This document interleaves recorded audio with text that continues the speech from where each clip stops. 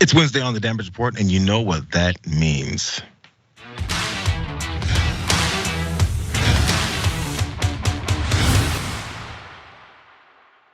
I'm Jayar Jackson. It's the Damage Report. It's not John Idarola right now. And check it out. It's Rayyvana joining me. That makes it big effing News Wednesday. We got to change that graphic. What's going on, Ray? I'm pretty good. Satan has sat his ass crack upon the city of Chicago because it is 1 billion degrees here. It is like literally like I keep getting temperature alerts on my phone. Like, don't go outside. It's way too effing hot from the Weather Channel. So, but I got central AC in this new apartment, so I'm chilling. Oh, that's wonderful. Excellent. So stay inside, shelter in place. Make sure you avoid the humidity. I grew up in St. Louis, so I know a little what you're talking about, especially when it comes to lake and river humidity coming off of the water. Check out for the mosquitoes as well. They'll eat your ass alive, straight up. Thanks for being with us. Thank you, Rayyvana, for being with us as well. We got a lot to go through. And you know what? Sometimes I just chat a little bit too long at the beginning, but there's so much happening. I wanna just go ahead and get started because this is a big day, kind of, when it comes to the presidential election. Let's jump straight into this. Tonight, we've got the first GOP debate over on Fox News for Republican candidates, except for Donald Trump. We know this has been coming up as he's been talking about avoiding this debate, but there's a few other folks that have beef outside of that problem. Maybe they'll talk about everything that's going on with Trump and his avoidance. Probably not, they're a little scared of him, but this is the first topic that is going down. Let's check out where everyone is polling. It's quite obvious that Donald Trump is polling at the top still, at least here they have him at 58%. And that means a lot because the front runner as far as this debate goes is Ron DeSantis at only 14%.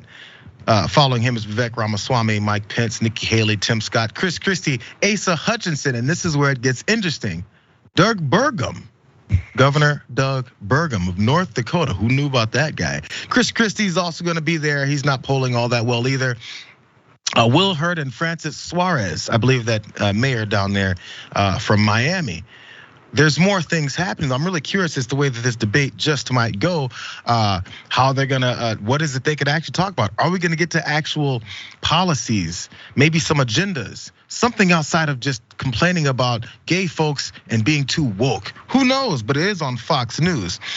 First, what is it you're expecting from this debate, Ray? Because we have some people that are disgruntled that they're not in it. And that's actually my favorite part about this battle.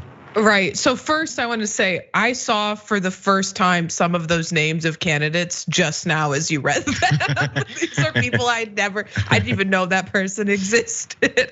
What I would like to see is like, you know how sometimes on Saturday Night Live during the opening monologue, they'll like strategically place one of the cast members in the audience to do a bit. I want that with Trump. I want him seated in the audience and they're gonna open up the floor for questions and he'll stand up and ask one. No, I mean, first I'll say for Donald Trump's, from his perspective, it's smart not to engage in these debates on the politics side of things. I think it's also smart for Joe Biden on the politics side of things, not making a statement about whether or not it's good for democracy. I don't think it is, but I think it's smart not to, when you're so far ahead in the polls or when you know you're going to be the candidate, you're giving these other candidates legitimacy by joining them on the stage. So I fully understand why both parties are not. Also, of course, Trump could always step in it and say something that's gonna, further incriminate him with all of his litany of indictments.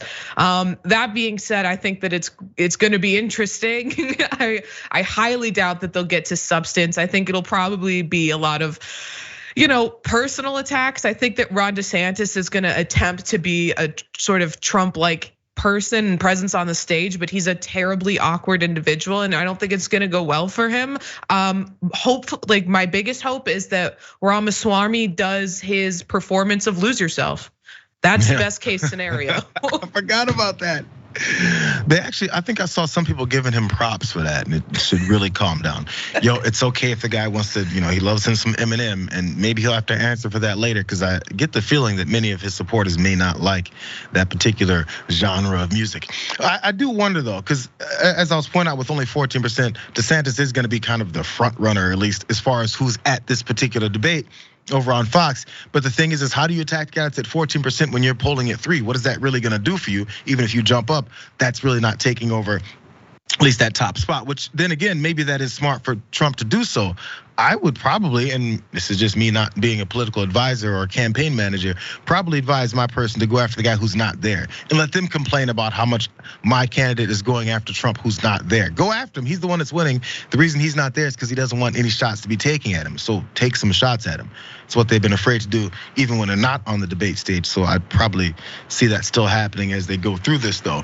Hopefully though, I would like to, maybe there's one question about Vivek's performances. We'll see. Because by the way, what we didn't point out though, a few of the folks that won't be on that debate stage, the reason that they probably won't be on that debate stage is just, you probably will be hearing about their name just now, the way that you heard about some of these others' names here, Ray. Some of those names include Larry Elder, who ran for, I believe, governor out here in California. I think that's what he was running for in that special election. Perry Johnson, and I mentioned Francis Suarez, the Miami mayor.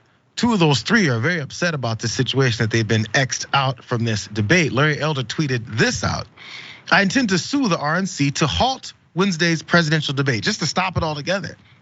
I said from the beginning that it appeared the rules of the game were rigged. Little did we know just how rigged it is. For some reason, the establishment leaders at the RNC are afraid of having my voice on the debate stage.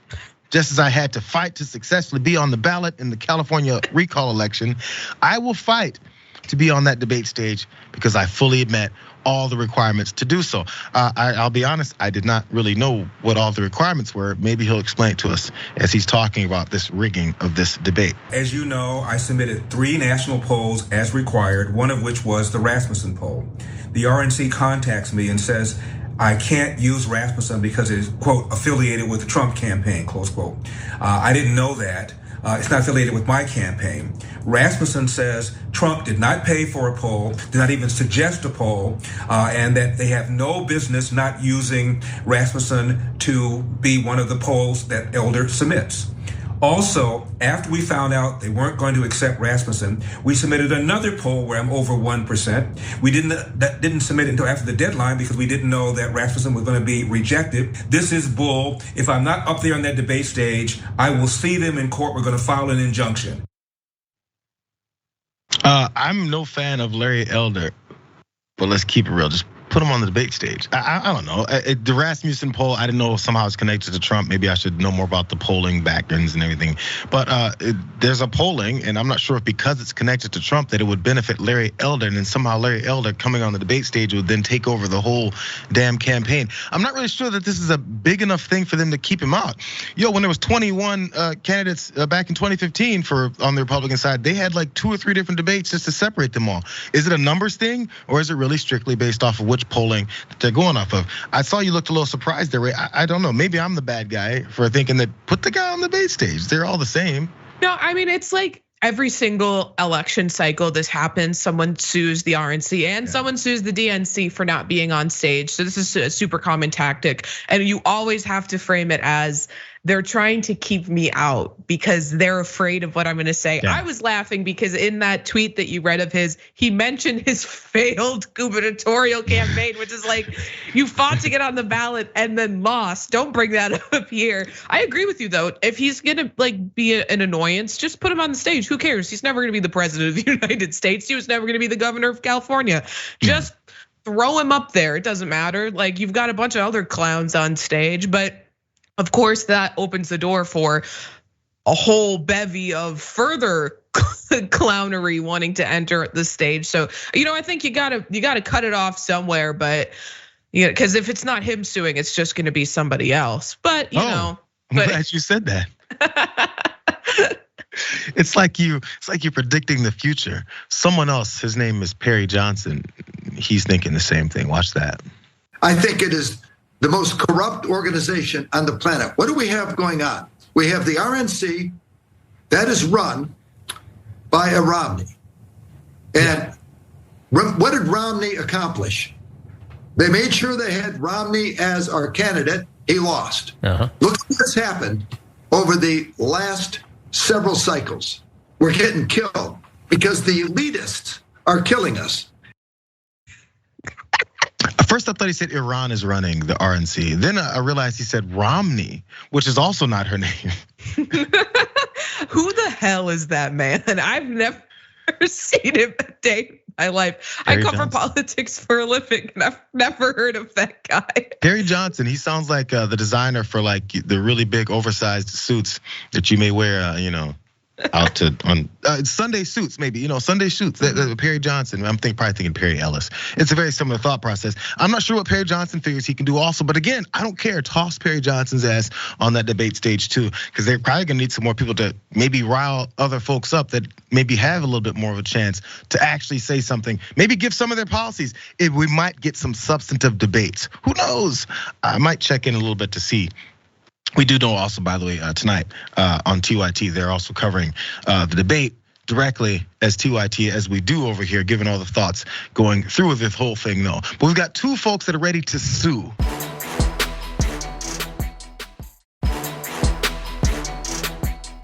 It's all upsetting.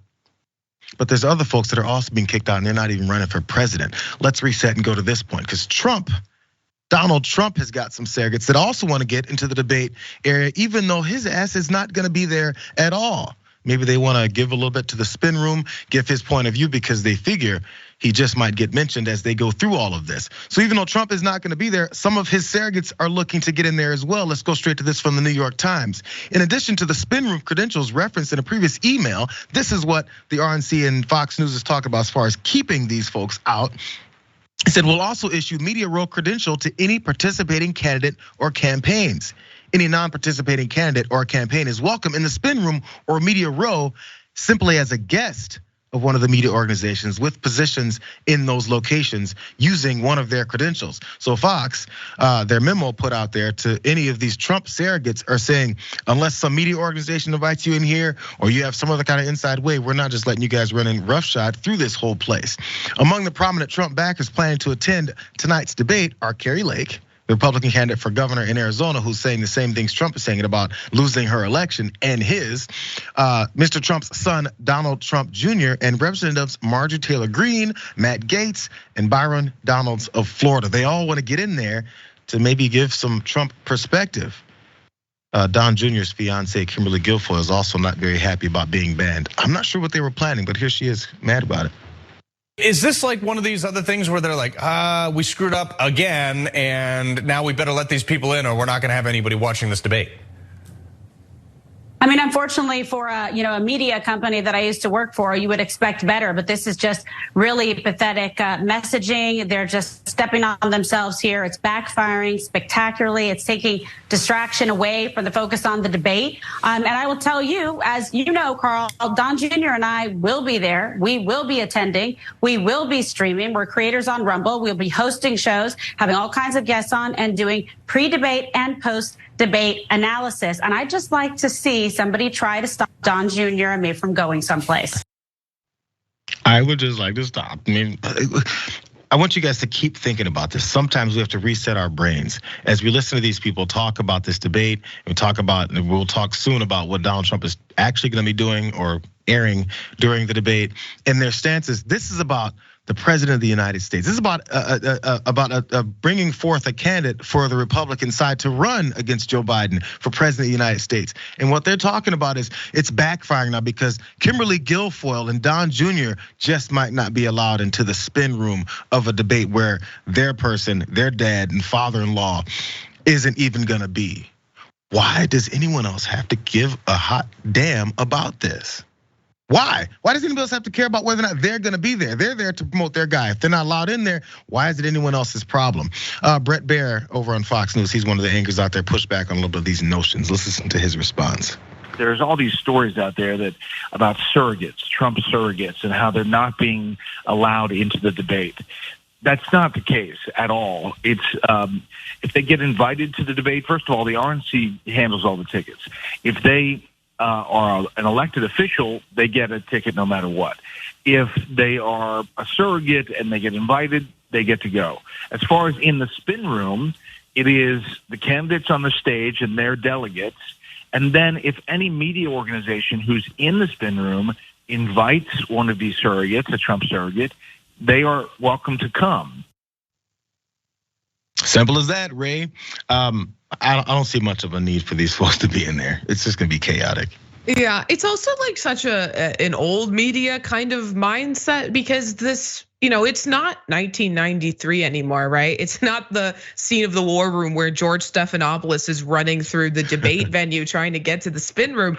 You don't need to be in the room anymore to do the spinning. You can just hop on social media. They can be on Rumble anywhere in the world and just stream the, the debate and do commentary there. So, I mean, I think they're just trying to fabricate a controversy, like, oh, they're, because Trump doesn't want to go, but they're trying to frame it more like he's being kept out or his people are being kept out. When in reality, there's literally nothing that they could do there that they can't do from their computer at home. But I would be remiss if I didn't point out that Kimberly Guilfoyle looks absolutely horrifying. I don't know what's going on. Like, I don't know if she had like a filler appointment right before she hopped on Fox News, but like her face is scaring the life out of me. Kimberly Gargoyle. She seems to look pretty like standard. Is there? See, my wife always tends to notice, the work. And I noticed the obvious stuff, but I was like, I feel like this has been standard for a while. I don't know, maybe there's a little bit layering to the hair. I'm no stylist, just as I'm like no political advisor. So maybe all of my information is bad. Who knows, we'll see. I think we can squeeze in one more story here, you guys, before we get out of here. I think, because this is directly connected. I wanna jump to this part, because listen, we were talking about how Donald Trump is skipping the debate tonight on Fox News. And now everyone else is kind of scrambling to figure out who they're gonna go after. Well, he's actually going after and towards Tucker Carlson. Yeah, that guy. The same guy who absolutely despises him. Let's go check out what's actually going on tonight at the same time. It's not only right that he's not going to be there, it's that he is going to be releasing this interview with Tucker Carlson. Both of them are giving the FU to Fox News in a major way, which has now become a symbol of an establishment that doesn't get it. It's an establishment that just doesn't get it. Tucker Carlson is going to be hosting Donald Trump tonight in a bit of an interview just to push back on the debate that he's decided not to go to. This is what he truthed out, I believe. It was one of them. He says, my interview with Tucker Carlson will be aired, all capitals, by the way, will be aired tonight at 9 p.m. Sparks will fly. Enjoy. I want to pause again because I said this the last time we talked about the Fox debate. Why do we have to care that sparks will fly? Why do I need to enjoy the debate that's supposed to be through a bunch of people who are gonna talk about how they're gonna enrich the country, make people's lives better, represent people's stances and points of views, and everyone's boats can be lifted with the tide? Why is it that we have to then enjoy it and see some sparks? This has nothing to do with politics. It has nothing to do with representing people. It has nothing to do with legislating. It has nothing to do with anything. It's about self-promotion. Keep that in mind every time you hear Donald Trump or any of these other folks talk about themselves. Here's more though. Because as they're talking about this is gonna run right up against the Fox News debate, apparently it's already been recorded. Trump didn't want this idea that it was recorded to become public, that he had taped the interview and instructed his team to keep it a secret. That's what advisors said. His team tried to keep signaling that he might still attend the Fox debate, with aides refusing to confirm that he was considering sitting for a Carlson interview that he had already recorded. Even then, he kept polling people on whether he should attend the debate. Again, what does it have to do with him running the country? This is all promotional tricks. More though, the account of the sit down between Trump and Carlson came to be based on interviews with a half a dozen current and former Fox News employees and Trump advisors. They spoke on the condition of anonymity to talk about what happened between these two when they set this thing up. For Trump, this whole interview allows him the chance to steal the spotlight away from the lower polling rivals as he stays off the stage of the RNC-sponsored debate. It's also a not so subtle jab at Fox. He's mad at because that network helped build his political career, but then lately they've been shopping for someone else. They were pushing Ron DeSantis for a while until they realized that he has no idea what he's doing either. And for Carlson, the session with Trump offers a possible boost to efforts to rebuild his audience on X, formerly Twitter, and also beyond that. Carlson was Fox's highest rating primetime star. We know that before that Dominion settlement of $787.5 million went down in April and got his ass fired. So Trump's looking to help out Tucker a little bit for his ratings over on X. And of course, Tucker is looking for any kind of ratings or attention at all. Again, the sparks are gonna fly between the two of them somehow. But still, he tried to get it over on his own Truth social app. A little bit more from Washington Post. Trump told advisors that he didn't want Carlson's interview to appear on X because it's a competitor to his Truth network. Carlson said his team had been building a relationship with Elon Musk for months and told Trump that they did not think his own platform had the necessary reach. They're probably right about that. So I guess Trump went ahead and folded to that whole thing. And before we get to some of the responses from this, I'm just curious, is this, I don't know how savvy it was or even how much it's gonna work. We'll get some of the folks thinking that way, but which one would you be watching if you have to divide your time? Because by the way, it is 2023, you can kind of do both. Right. I'm definitely going to be watching the actual debate because I've already created my drinking game for it. I've set the rules out, and if Ramaswamy does in fact sing "Lose Yourself," I'm gonna have to take a lot of shots. No, but I mean, I think it really is just going to be the petty bitch power hour with Tucker Carlson because it is really just taking jabs at Fox News. Trump tweeted out that he doesn't like that Fox uses the picture of him where his neck looks fat, or something to that effect, and but I think the whole idea that Truth Social is a competitor to Twitter is a little bit funny because it's not really, but also I do want to highlight how deplatforming really does work because no one ever hears about Tucker Carlson anymore. No one hears what he's saying. He has such limited reach because I'm sorry, Twitter is not a social media site where you sit down and you watch long form content. So deplatforming him getting fired from Fox News really did help to limit his reach, and that's a fantastic thing. And I think that we'll see that the Fox News debate is gonna also have a lot more viewers than the Trump interview with Carlson, whatever platform it ends up being released on, if it even ends up happening, considering the internal conflict or whatever's going on there. And also the potential tech problems over on X is right. I think it was even DeSantis's launch of his campaign was a bit of a disaster because he was trying to do it on Elon Musk's platform. One more thing, because he's saying, you'd be on the Fox debate. Apparently people disagree. Really fast, we'll go through some of these tweets. These are from regular folks, some pundits as well that are very opinionated about where this is gonna go. This random guy said, if you're gonna repost this, if you're gonna boycott the Fox News debate with all those traitors and watch Tucker Carlson interview Trump on Twitter. As we go through some of these responses, I want you guys to remember for the third time, this is about a presidential debate to find out who's gonna be the representative for your party to run for president of the United States. Maybe some of their agendas, maybe some of their ideas, maybe some of the things that they look to do. This is what else people are saying. Bridget Gabriel says more people will watch President Donald J. Trump and Tucker Carlson's interview together than will watch the Fox News presidential debate. This is a guarantee. I don't care.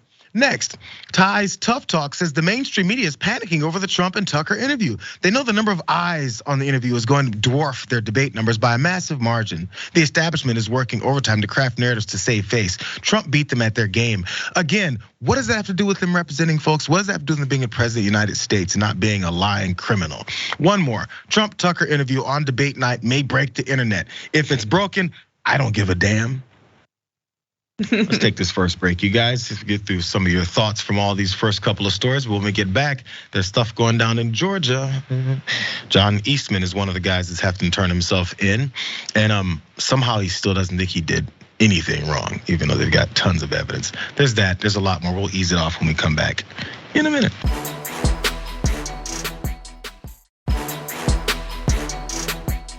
Didn't believe me, did you? Come on by now.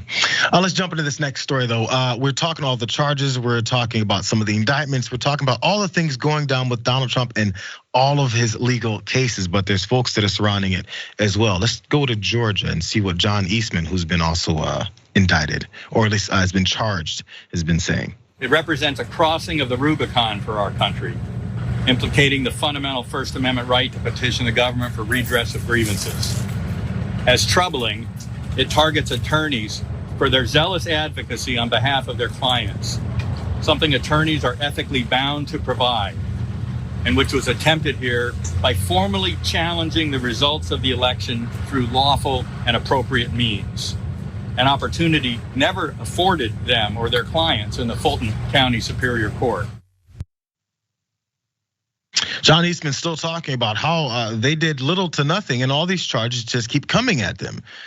Except he was part of the whole planning process for implementing fake electors. They tend to forget that part because it's not very convenient. He had more to say though. He's still doubling down on how the election was stolen. I'm not sure how this helps him. Do you still think the election was stolen?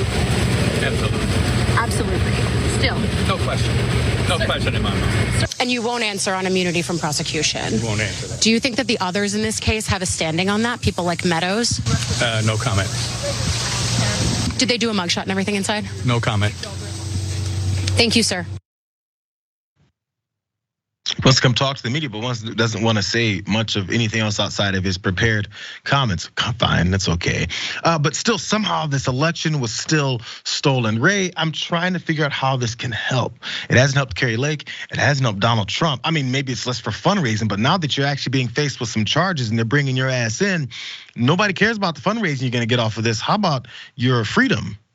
Right. I think, well, for part, they're continuing to double down on the lie that the election was stolen because they're trying to establish that they genuinely believed that they were doing the right thing. And of course, he's trying to frame it as he was being a zealous advocate, that attorneys were being zealous advocates for Donald Trump. I'm sorry, I went to law school. I know damn well that you cannot assist your client in the commission of a crime, nor can you help them conceal a crime. So, I mean, it's absolutely ridiculous. And I like that she asked about, immunity, because I think that a lot of the reporters have sort of been glossing over that, Also, I think that more people need to be talking about what plea deals are these guys going to be taking, because they are going to save their own asses. I think that like Jenna Ellis, we talked about this last week, but she's been getting dragged by the Trump side of the media. I'm sorry, she's gonna flip. She's gonna sell these people down the road. There's no honor among thieves. So I think it'll be interesting to watch these cases develop. Well, for folks that they've shafted as far as paying them for trying to represent them, and it's really hard to. And then the only thing left is the clout. Once you pull the clout out from under them, what's the reason for them to continue to cover for you? I don't know how the plan really could work beyond this. Mark Meadows does have a plan though, because he, again, he was one of Trump's main advisors, even chief of staff at one point, talking about what's going on in this Georgia case. He's trying to extend his time to have to face the music. Let's go to this from Axios, because Mark Meadows is due to turn himself in by noon on Friday of this week. And he asked the federal court in an emergency motion on Tuesday to intervene and push back the date for when he has to give himself up to Fulton County authorities. He's asked the federal judge to move his charges to federal court ahead of filing a motion to dismiss this indictment. The judge ordered an evidentiary hearing on Meadows' request for August 28th. Got a little bit of time. And as an alternative, Meadows' attorney asked the court to issue an order barring Fulton County District Attorney Fani Willis from arresting him this week. She already rejected his request earlier Tuesday for an extension of an extra business day. So he's trying to, I guess, shift some kind of time here and there for him to maybe figure some out. I'm not sure what the plan is. Maybe there's extra time to give some sort of defense, or decide whether or not he wants to be on one side of the fence or the other, because there are people that are flipping around and changing stories.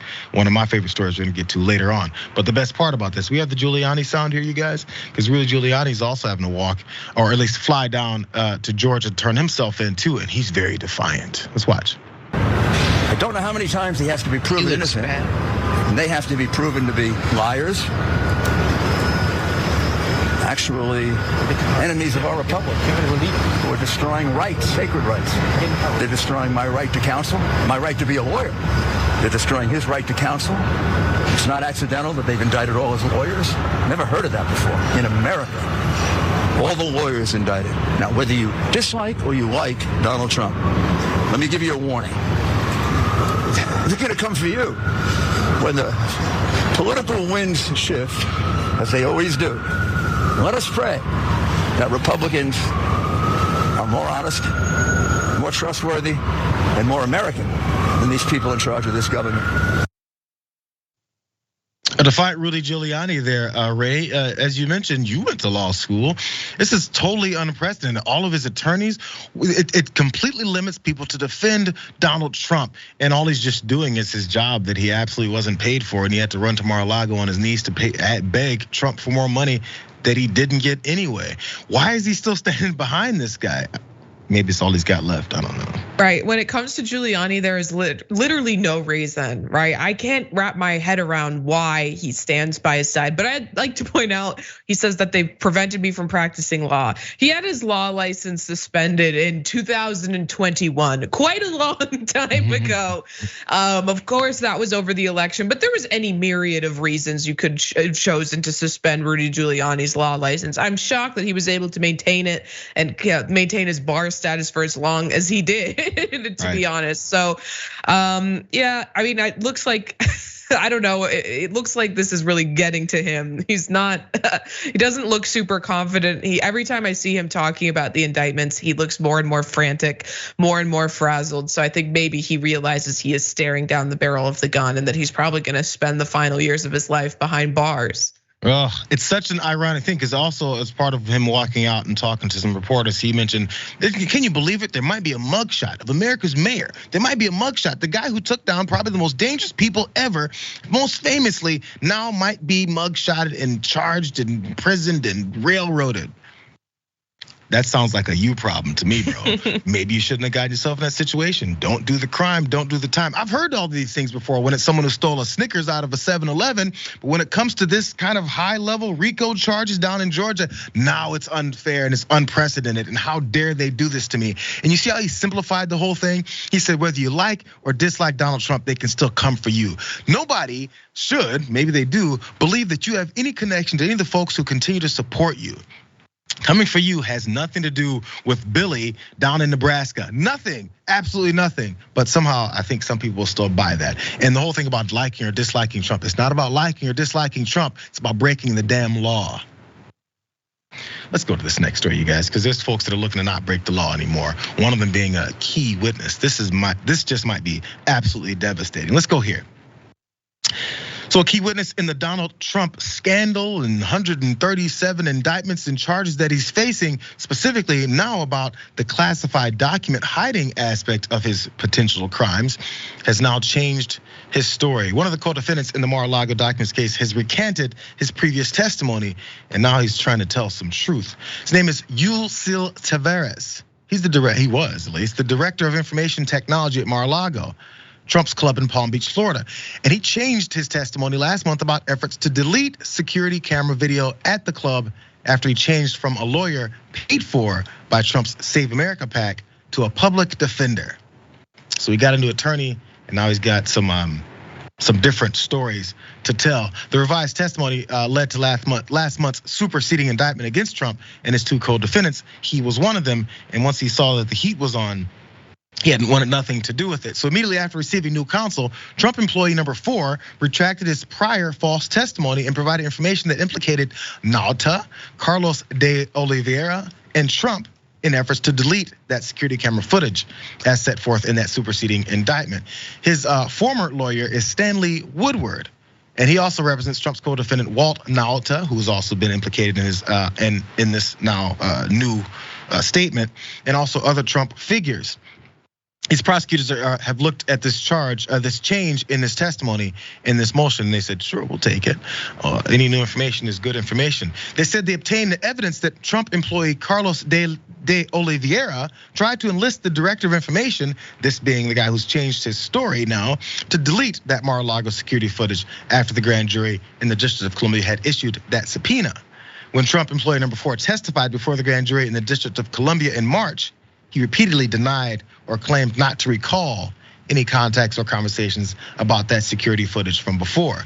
And on July 5th of 2023, Trump employee number 4 informed Chief Judge Boasberg that he no longer wished to be represented by Mr. Woodward, and that going forward, he'd be represented by the first assistant federal defender, which was probably the best decision that he ever made, because now his story is flipped. He's now saying that they pressured him and asked him to do these things when previous to that, he couldn't recall anything.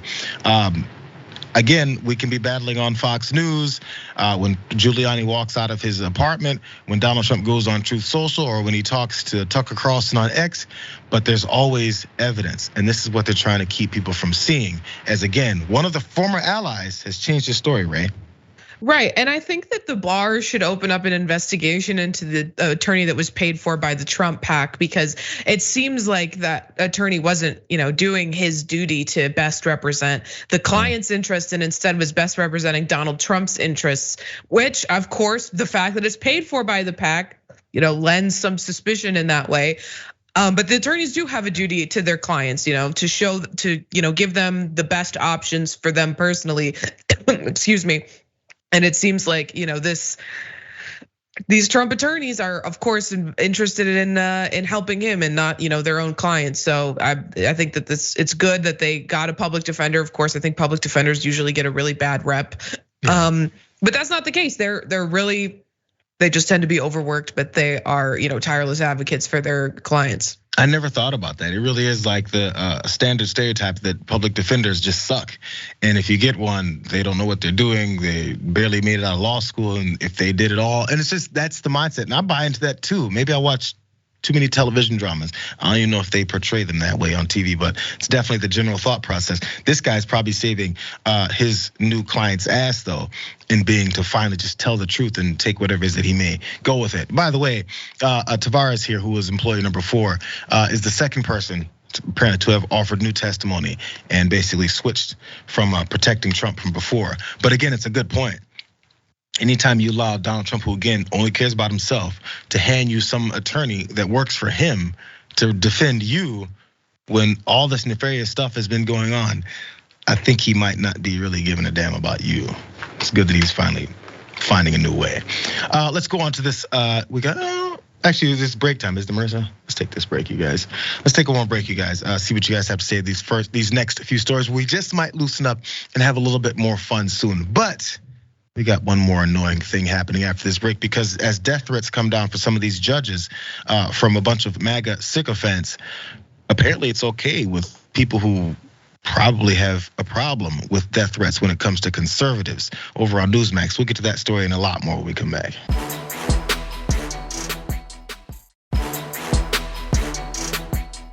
I kind of like this last one, you guys. Bad Fetch says cults be cultin. And once you're in it, I suppose you can't find your way out. There's plenty of cults throughout history and modern day as well. And I guess people just have that tendency. Let's go ahead and jump to this next story, because as Donald Trump and all of his charges and indictments and co-conspirators all have to collect themselves in court and see in front of judges, the target, of course, has become judges. Let's go here. Do we have a side here? No, we don't. We do. Let's go here. Let's go straight in. The other latest obsession of the fake news, anything remotely critical about Judge Chutkan. She is now a deity in America. She is the January 6th judge presiding over the trial of Donald Trump. That should never happen. All right, panel after panel, breaking news. Oh my goodness gracious, a voicemail. Now that's very unfortunate, but it's also life in the fast lane. It happens. Death threats apparently are life in the fast lane, and they just happen. It's what the fast lane is all about. This is insane. According to Newsmax host there, who was talking about Tanya Chutkan, who's one of the judges now in one of the 105 cases that Donald Trump has to go up against. Let's look at this from ABC News that has been going on, and the reasons why Greg Kelly thinks that it's okay for people to threaten folks' lives, judges' lives. Abigail Jo Shree allegedly made a call to DC District Judge Tanya Chutkan's chambers on August 5th, and she left a voicemail message with racist threats. Some of it saying, "Hey, you stupid slave N-word, you are in our sights. We want to kill you." Here's that fabulous American who loves her country so much in her mugshot. It seems like her mouth is prepped to just about to say the N-word right there in that mugshot. Maybe a black person was taking the picture. There's more though. She also allegedly threatened to kill anyone who went after former President Trump, is what an FBI affidavit says, and also threatened to kill Texas Congresswoman Sheila Jackson Lee, all Democrats in Washington, D.C., and all people in the LGBTQ community. One more party. She says, if Trump doesn't get elected in 2024, we're coming to kill you, is what she allegedly said in the voicemail. So tread lightly. I think we could say that word, but B word. You'll be targeted personally, publicly, your family, all of it. So she's been detained and charged with threatening a federal judge, and her bond hearing is set in the Southern District for September 13th. Maybe she'll sit around there for a while and think about what she did. It sounds like and looks like from the look on that picture how angry she is that she probably is has been buying into all the stuff that Trump and his cohorts and his supporters and pundits and Fox News and Newsmax and OAN have been saying this whole time, and is willing to put her name and voice on a voicemail, leaving it for a judge to say she's coming after her. Where's the normal logic? These are the people that they then target. And then Greg Kelly, I guess, looking to promote more of this. I've got more thoughts. What are your first ones, Ray? Yeah, I think that this woman is, getting too much, getting too much stick and not enough carrot for what she's doing to defend democracy in this country. If Trump doesn't get elected, she's going to overturn the election by brute force and tactical murder. And so I think that we need to give her credit for what she's doing to uphold democracy in this country. I mean, I'm joking, but that's literally how these people see themselves. They do think that what they're doing is, defending democracy. They're willing to sacrifice their livelihoods to defend Donald Trump. And if that isn't a cult, I don't know what is. Because, we talk about that with his team of attorneys who are willing to engage in crimes, but he has, members of his base who are literally willing to throw away their freedom and spend years in jail to do what they think they need to do to, further assist Donald Trump to, reclaim his rightful title of President, God, King, Emperor of the United States and also the world. It's, almost sad, but I also just wanted to say that it said that she threatened to kill all members of the LGBTQ community. I know damn well she did not refer to us as the LGBTQ community when she threatened to do that. Yeah, I didn't think about that 100%. So then again, how does that all work? Kill all Democrats in Washington, D.C. and all members of the LGBTQ community. Again, I just want to focus on Greg Kelly for a minute. So it's life in the fast lane. It's what it is. So was it life in the fast lane when conservatives were complaining about protests happening at Supreme Court justices' houses as they were in set forth rulings that would be impeding on people's normal freedoms in the country? The way they worked specifically for conservatives and many of the last few specifically for President Trump as he was putting them in place just for that very purpose. Because they were complaining a lot about how people were protesting. And how dangerous it must have been. These are Supreme Court justices. We're supposed to respect them. Don't allow anyone to have any kind of pushback or opinion about what it is that they're doing, because they're above all of that. But this judge, because you don't like her, then it's okay. It's just life in the fast lane. Was it life in the fast lane? Is it life in the fast lane when actually Steve Scalise, that Republican who got shot at the congressional softball practice by a lib supporter, when they've been on that since the whole time? Was that just life in the fast lane when he almost died? Maybe you should go to Steve Scalise and tell him, hey, calm down, Steve. That's just life in the fast lane, bro. Maybe you shouldn't be a representative. Maybe you should be a lower level representative and not be someone who puts his face in front of cameras and leads these press conferences where you're talking about your agendas and your hateful comments towards the opposition. Maybe you shouldn't just fly under the radar, Steve. They don't say that to these folks. Instead, everyone else should calm down and stay in line. But when people literally come for these other folks, give these death threats, racist death threats, and actually come and kill folks that are either supporters of or members of the LGBTQ plus community, it's just life in the fast lane. It's weird how that works. But it works that way every time for them. It is so sad and disgusting choice of language. I mean, I've argued cases in front of judges that I have a lot of disdain for, people who I don't think hold the position that they have been given, this extreme position of power in our system of the judiciary.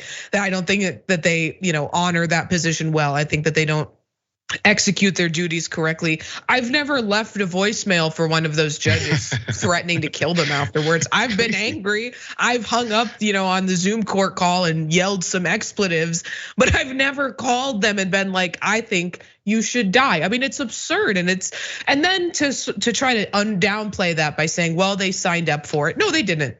No, there's no part of becoming a lawyer and then becoming a judge where you say, okay, I because I have to execute the duties of my job, I understand that I should be the recipient of death threats. Like, we shouldn't tolerate that. We shouldn't tolerate when the people who are sitting on the grand jury's names and addresses are being posted on right-wing, social media sites, because we know what it's for. We know why they do it. They do it so people like her, show up to their houses, call them, threaten to kill them. There's only one reason to do that. We know what it is they're doing, and everyone should be able to say, I don't care how right wing you are, everyone should be able to say it's wrong. For him to not even be able to muster the courage or the strength to say it's bad to threaten to murder a judge, it's pathetic. It's the simplest thing you can do, and you can still be a conservative. You can still have your belief systems. You can still hate other folks, but then to want to promote that is taking it to the next level. That then they'll go, who could have seen it coming?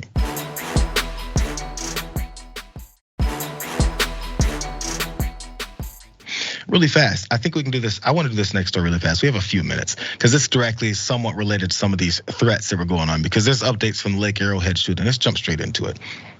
Early this week, police held a press conference where they had more details about the guy who shot and killed that store owner up in Lake Arrowhead, who had a pride flag out in front of her store. He ripped down, apparently it's been ripped down before, and she put back up, and the confrontation went down.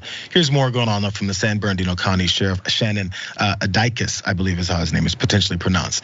Travis Ikeguchi, who's 27 years old, was responsible for shooting Laura Ann Carlton, who's 66, to death after yelling many homophobic slurs about the store's pride flag last week. Ikeguchi fled Carlton's store Magpie by foot and was later killed in a lethal force encounter with deputies on Friday. He fired at multiple patrol vehicles with an unregistered semi-automatic handgun before officials then fatally shot him. There's a lot of details in here that I'm sure many folks who would support this guy and his belief systems probably wouldn't want connected to them, like that unregistered gun. I guess he can just get it anywhere. Weird how that works. A little bit more. Sheriff Dykes also said it appears that Ikeguchi, and I'm sure I'm saying his name wrong, that he acted alone, but authorities want to ensure that the crime was not affiliated with any other broader hate groups. And the investigation will continue. As we go into more that was going on, some of those hate groups appear to be standard, everyday groups that people think are legitimate. He also had a history of making posts that were critical of the LGBTQ community and law enforcement on social media platforms like X and other ones like Gab. Weird. More from Vice. The shooter spent much of his time online sharing anti-LGBTQ content, reposting and responding to content shared by right-wing figures like Matt Walsh and fringe networks like OAN. His pinned tweet, posted in June, simply showed a rainbow flag on fire with the caption saying, "What to do with the LGBTQP flag?" I guess burning it is one of those things that would make him feel better.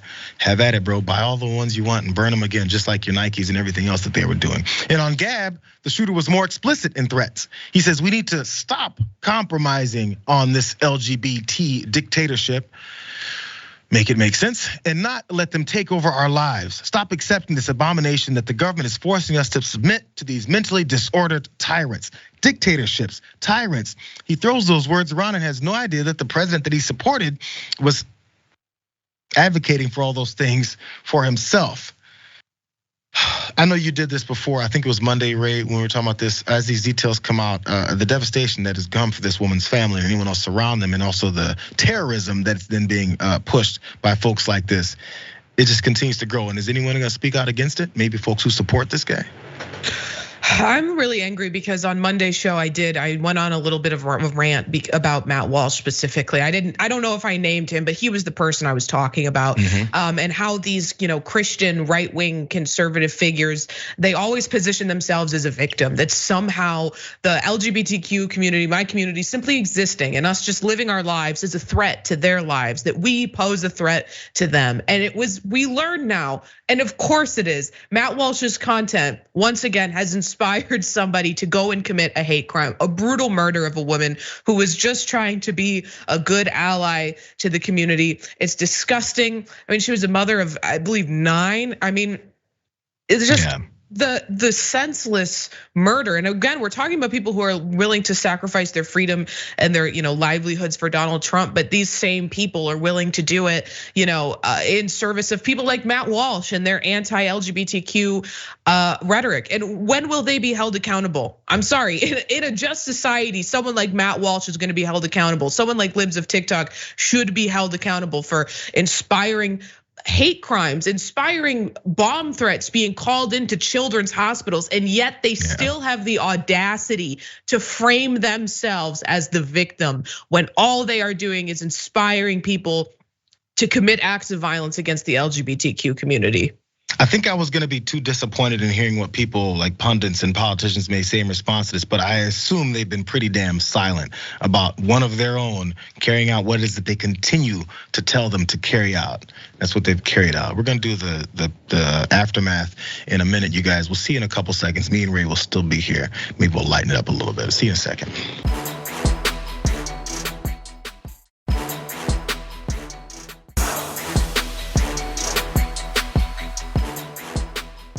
Thanks for listening to the full episode of The Damage Report. Support our work, listen ad-free, access members-only bonus content, and more by subscribing to Apple Podcasts at apple.co/TYT. I'm your host, John Adarola. I'll see you soon.